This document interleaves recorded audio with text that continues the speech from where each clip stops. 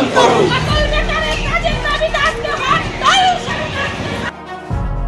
কেন্দ্র ও রাজ্য সরকারের শ্রমিক স্বার্থ বিরোধী নীতি এবং মালিক শ্রেণীর অবাধ শোষণ ও অত্যাচারের বিরুদ্ধে সারা ভারত সাধারণ ধর্মঘটের ডাক দিয়েছে AIUTUC সহ যুক্ত ট্রেড ইউনিয়নগুলি।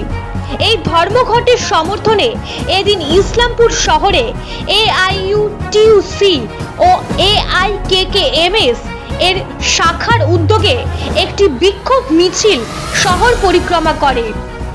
মিছিলকারীরা ধর্মঘট সফল করার আবেদন জানিয়ে স্লোগান তোলে এবং শেষে রাজ্য সড়ক অবরোধ করে বিক্ষোভ প্রদর্শন করে। সংগঠনের পক্ষ থেকে জানানো হয়, সরকারের শ্রমিক স্বার্থ বিরোধী নীতির প্রতিবাদ এবং শ্রমিক শ্রেণীর ন্যায্য অধিকার রক্ষার দাবিতেই এই আন্দোলন।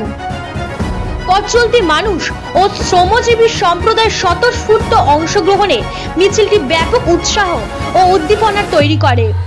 সংগঠনের নেতা কর্মীরা জানান, সরকার যদি অবিলম্বে শ্রমিক স্বার্থে কার্যকর পদক্ষেপ না নেয় তাহলে আরো বৃহত্তর আন্দোলনে নামা হবে।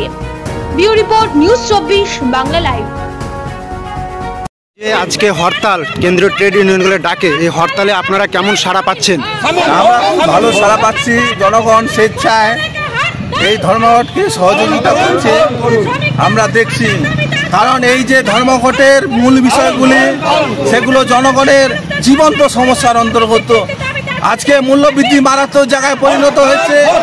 স্কিম ওয়ার্কাররা তাদের বেতন পাচ্ছে না, যেখানে সুপ্রিম কোর্টের রায় দেওয়া আছে যে সমকাজে সমবেতন তারা পাচ্ছে না, আশা ওয়ার্কাররা পাচ্ছে না, মিড ডে মিল কর্মীরা পাচ্ছে না। এরকম হাজারো সমস্যা। আমরা এই সমস্যাগুলোকে 14টি দাবির ভিত্তিতে গোটা ভারতবর্ষ জুড়ে আজকে ধর্মঘট, ইসলামপুরে আমরা সেই ধর্মঘটের প্রচার করলাম। এই সাড়া কেমন পাচ্ছেন? সারা খুব ভালো। সবাই সহযোগিতা। আপনি কি দায়িত্বে আছেন? আমি AIKKMS এর ডিস্ট্রিক্ট সেক্রেটারি।